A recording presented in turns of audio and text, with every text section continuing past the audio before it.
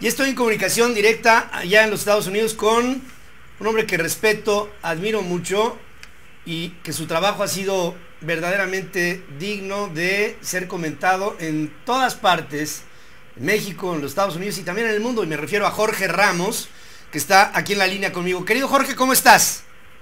Gracias, un placer estar contigo y hablar con un periodista como tú. Muchas gracias, te lo agradezco tanto. Gracias, querido Jorge. Has sido, y tú lo sabes, has estado en el centro de la opinión a nivel nacional en los Estados Unidos, en México y en otras partes del mundo sobre esta postura que enfrentó a la de Donald Trump en un proceso de un conservadurismo que está tratando de llevar en opinión pública a los Estados Unidos a una segregación que no es conveniente, como no ha sido conveniente en la historia, Jorge. Claro, yo creo que, fíjate, lo que está proponiendo Donald Trump es la deportación masiva más grande de la historia moderna. Es deportar a 11 millones de personas. ¿Y cómo lo vas a hacer? La única manera de hacerlo sería con el ejército, usando trenes, autobuses, aviones, deportando niños y estudiantes y bebés de los Estados Unidos. Eso es exactamente lo que quiere Donald Trump. O sea, Donald Trump nos propone el horror. Y el horror también es cuando tiene millones de personas que piensan como él, y lo están poniendo arriba de las encuestas a nivel nacional aquí en los Estados Unidos.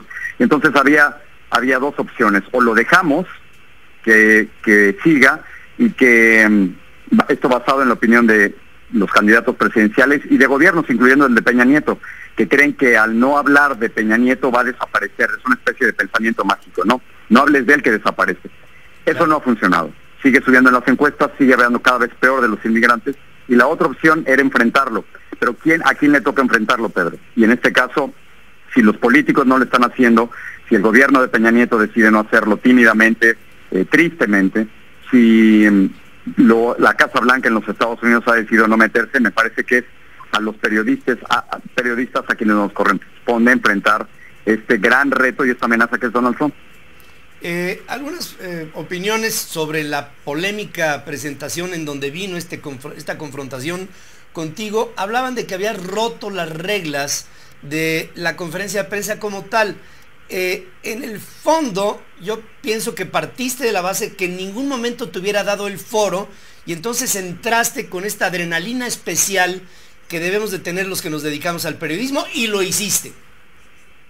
Claro, y mira, primero, Donald Trump jamás me iba a dar la palabra. Claro. O sea, a ver, seamos claros. Yo le había enviado hace casi 2 meses, después de que había dicho que los mexicanos, los inmigrantes mexicanos éramos criminales y violadores, y que el gobierno mexicano estaba enviando los criminales al norte, que mira, Peña Nieto ha hecho muchas cosas mal, pero que esté metido en una conspiración para enviar a criminales a los Estados Unidos es una verdadera estupidez.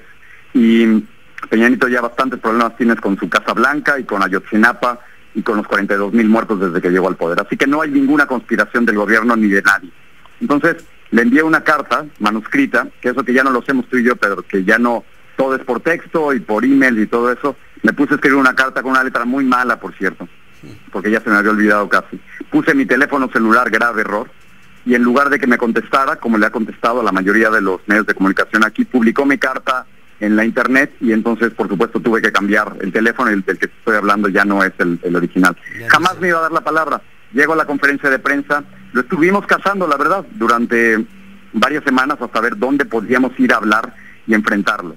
Vi que iba a haber una conferencia en Dubuque, Iowa. Eso queda tan lejos que nadie ha llegado ahí masivamente. O sea, nadie viene a Estados Unidos a turismo a Dubuque. Y entonces 2 reporteros hicieron su pregunta antes que yo. Luego yo dije, I have a question on immigration. Tengo una pregunta sobre inmigración. Pedro, nadie dijo nada, ningún reportero se quejó. Donald Trump no dijo nada, siguió escuchando, pero tan pronto como empecé con la premisa de mi pregunta, que era que está haciendo promesas falsas, que no puede deportar a 11 millones, que no puede construir un muro de casi 3,000 kilómetros, que no puede quitarle la ciudad de niños, ahí le cambió la cara, tronó los labios, con un gesto muy despectivo, le llamó a uno de sus guardaespaldas con ese gesto, con una señal de la mano le dice que pase, y llegó el guarura y se me paró enfrente y es muy difícil hacer preguntas cuando tienes un guarura ahí enfrente. Y me sacaron de la conferencia la primera vez que me lo hacen en 30 años. Y además, cuando estuviste afuera, digamos, en el lobby, hubo quien te dijo, vete de los Estados Unidos, a lo que tú le contestaste, I am an American citizen as you are, ¿no? O sea, claro. En todo ello empieza a haber una confrontación social nada conveniente en el presente. Claro, y lo que pasa, Pedro, es que eso es lo que está haciendo Donald Trump, fomentando el odio entre grupos en los Estados Unidos. Él está fomentando el odio y fomentando los peores prejuicios raciales en este país. Y entonces, esto está totalmente ligado. Él me dice, lárgate a Univisión o regrésate a Univisión, que es donde yo trabajo. Me dice en la conferencia de prensa. Y segundos después, uno de sus seguidores afuera me dice, lárgate de mi país, lárgate. Entonces, claramente eso es... O sea, es muy peligroso cuando un candidato presidencial habla de esa manera, porque otros empiezan a seguirlo. Métete a mi cuenta de Twitter o de Facebook y estoy inundado de mensajes cargados del peor odio racial que tú puedas imaginarte aquí en los Estados Unidos. Y eso, hombre, a ti y a mí, que tenemos la gran suerte de poder hablar y de tener un micrófono, en esto nos metimos y sabemos en qué estamos. Pero imagínate la gente, los millones de mexicanos, que no tienen esa ventaja y que los están atacando todo el tiempo. Eso es precisamente el temor de Donald Trump. Sí, por supuesto. Perdón, ¿ha hecho esto más difícil tu desempeño y tu trabajo ahora? Bueno, ¿sí? A ver, hay candidatos que no quieren hablar conmigo ahorita. Lo entiendo porque creen que vamos a llamar mucho la atención y ahorita no quieren hablar, pero no importa, porque al final de cuentas la campaña apenas comienza y hay muchas cosas que preguntar, pero tarde o temprano tienen que hablar. Aquí en los Estados Unidos, afortunadamente, puedes ir a cualquier conferencia de prensa, nadie te puede censurar, y en el peor de los casos te saca un guarura de la conferencia de prensa y eso es todo. Pero en México, desafortunadamente, a Rubén Espinosa no le dieron la oportunidad de que un guarura lo sacara de ninguna conferencia de prensa, lo mataron.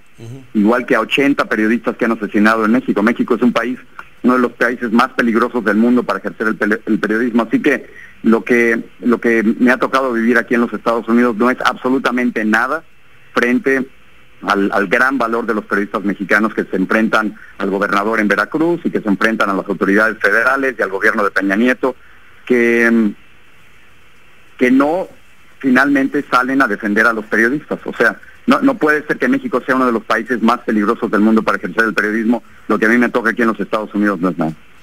Estoy hablando con Jorge Ramos y le pregunto, en abril fuiste reconocido como uno de los hombres más influyentes en la vida de los Estados Unidos y para el caso pues de lo que pasa en términos mediáticos en el mundo. Hoy, ¿cómo ve Jorge Ramos a su país? ¿Cómo ves a México de cara a una nueva legislatura, a una segunda mitad de un sexenio de un hombre que se le dijo en esa misma revista que estaba salvando a México un año anterior a tu reconocimiento, y de cara a lo que será una especie de informe presidencial que hablará de lo que sucede en nuestra economía, en nuestra vida política y social, Jorge?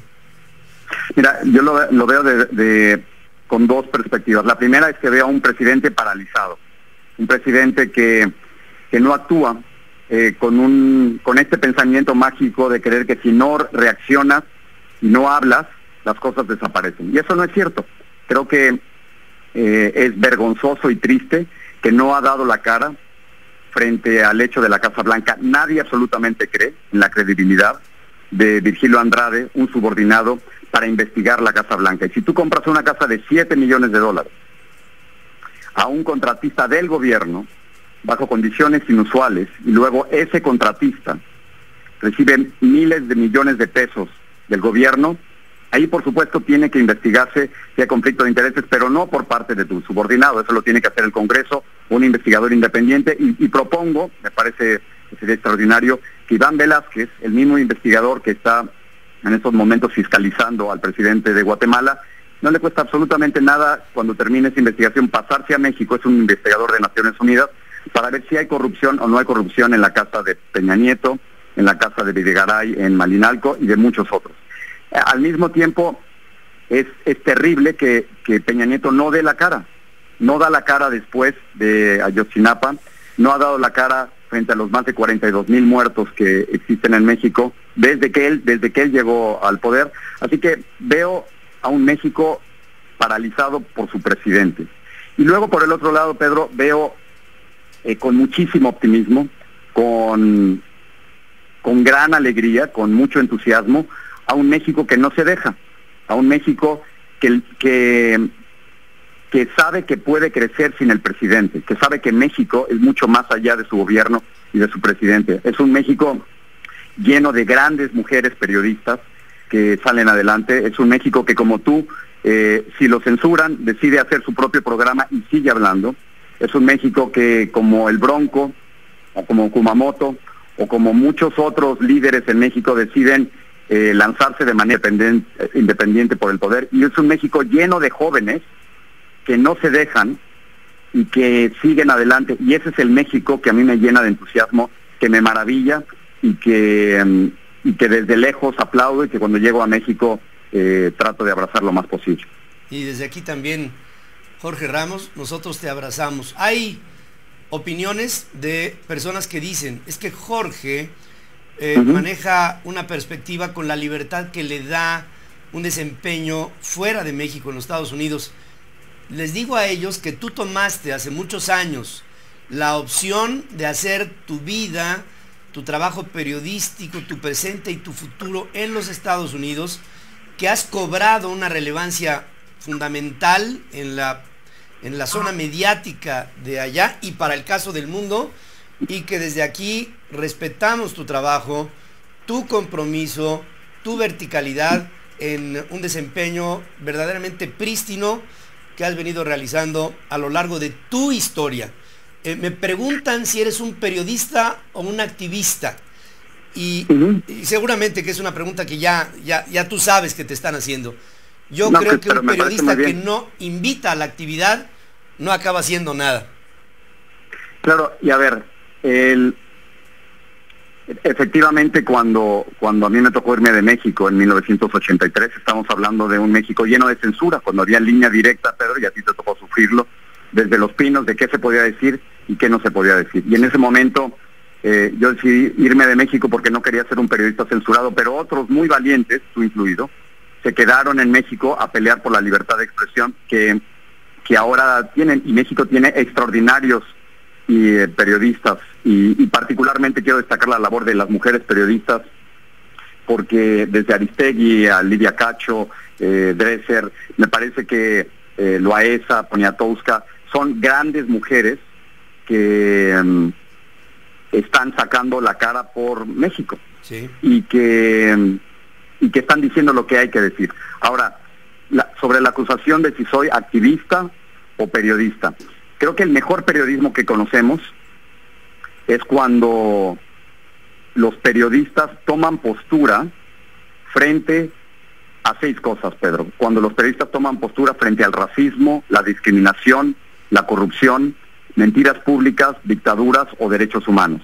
Y los mejores casos de periodismo que yo recuerdo es cuando los periodistas dicen no al poder, se enfrentan al poder, y ahí tenemos los casos desde los periodistas del Washington Post, cuando obligan la renuncia del presidente Richard Nixon, hasta la gran Elena Poniatowska, que con su grabadorcita se fue a entrevistar a los sobrevivientes de la masacre del 68 y que nos dio uno de los mejores libros de periodismo que hay, que es La noche de Tlatelolco.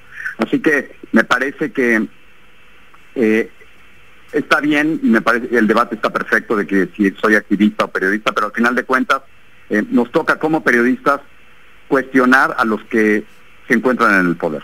Creo que la principal función social del periodismo es evitar el abuso de los que tienen el poder, y que no nada más se vale y es apropiado, sino que es nuestra obligación hacerlo. Por tu valentía, por tu compromiso, por tu inteligencia, por muchas cosas, te reconozco, te reconocemos todos, y sabemos que en los Estados Unidos un hombre como tú has llegado a conquistar, después de haber llegado con una mano atrás y una adelante no tenías nada más que sueños por delante, el conquistar a un mercado, a una población, a una opinión pública a través de tu valor. Por todo esto, desde aquí te abrazo, Jorge Ramos, te felicito y espero que pronto la vida nos una en intenciones comunes como las que hemos tenido, tal vez desde la distancia, pero seguramente en la cercanía. Te abrazo, querido Jorge. Igualmente te envío un abrazo. No te calles nunca, por favor, y me encanta la nueva campaña de No nos callarán, porque efectivamente no nos callarán. Joanny Sánchez, una gran bloguera cubana, decía, somos multitud, y me gusta eso. Gracias, te envío un abrazo. Te envío un abrazo, Jorge Ramos. Gracias por tomar esta comunicación. Hasta luego. Hasta luego, hermano. Hacemos un breve corte.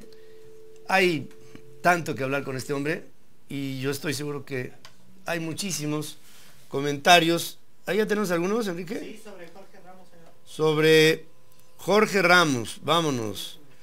Jet, muy bien dicho, Trump es una amenaza, no solamente para Estados Unidos, también para todo el mundo. Marco Mejorada, este señor los tiene muy bien puestos, además de ser de los mejores en lo que se dedica. Gabriela González, Jorge, es momento de romper con todo ese miedo que ejercen los poderosos a todos los inmigrantes en Estados Unidos. Eres un hombre valioso, miles de latinos te apoyan. María Eugenia Ramírez, todo un señorón Jorge Ramos, mi más sincera admiración, respeto y cariño. Diana Westropp, el racismo está más vivo que nunca, desafortunadamente, y no solo en Estados Unidos. Berta Gutiérrez, Jorge Ramos, todo un señor en cuanto a opinión y líder de comunicación, mis respetos, y sigue hablando por todos nosotros. Esta es, pienso, una intervención afortunada de un hombre que por su trabajo ha encontrado la fortuna de ser reconocido por su valentía. Jorge Ramos. Vamos a hacer un corte. Regreso aquí con más información.